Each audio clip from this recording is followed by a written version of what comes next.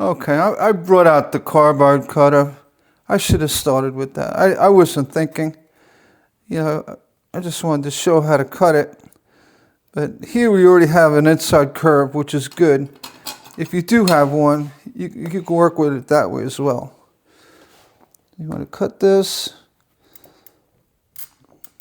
I should have had the carbide out. I should have known better. Kokomo red is not the easiest to cut. And you want to make sure you have a good cutter to do it. All right. See that? It snapped off at one piece. That's fine.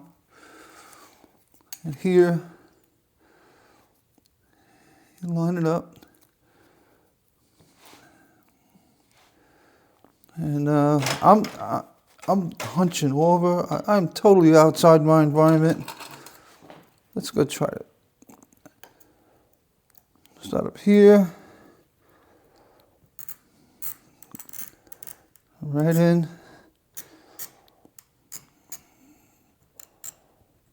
I'm not shaking. Well, I'm shaking because my shoulder hurts a bit, but I'm also shaking to get through any rough areas of the glass. Here you can, just to be safe, you could run another relief cut like that. You break this off first. Come right in here. And snap that first relief cut off. Like that. It went into the second one, but that's fine. And then here, you want to make sure you know where your score is. It's right there. Let's get right in here. And like I said, down and twist it slightly. Like that. See how that piece broke? And that's how you break that piece. And from here, you can go ahead and grind it, do what you got to do. And show.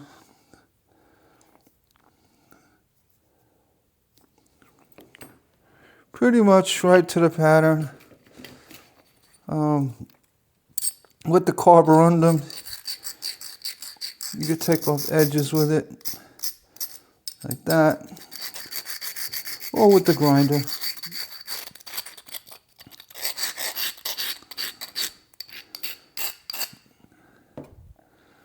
And that's that. It's a little rough, but a little grinder will take care of that. Unfortunately, red glass can be tricky, cause issues. The other way, I was saying, let me clear this off. This is not the easiest pattern too. So if you're a beginner, try to avoid long, pointed patterns. You have to avoid them. I'm going to cut a section out here. Well, they're calling this spectrum glass. Oh yeah, okay.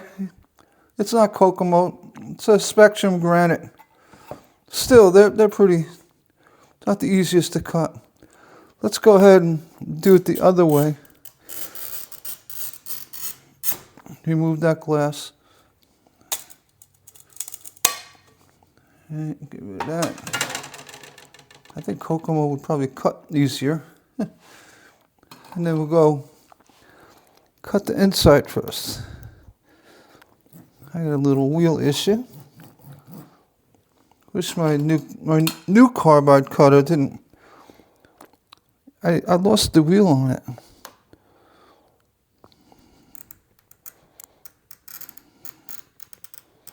Cut the inside first.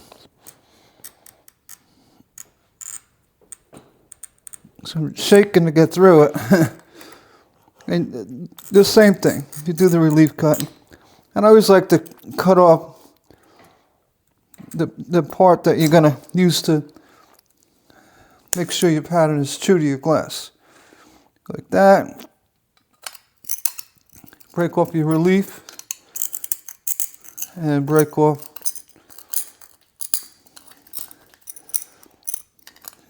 your intended cut. I'll tell you.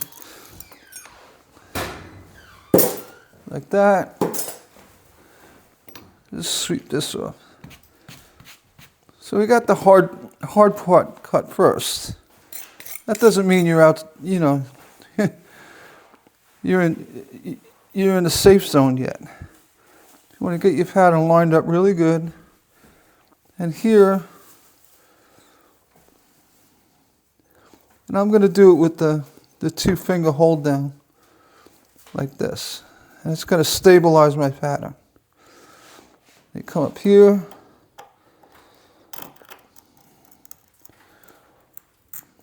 And down.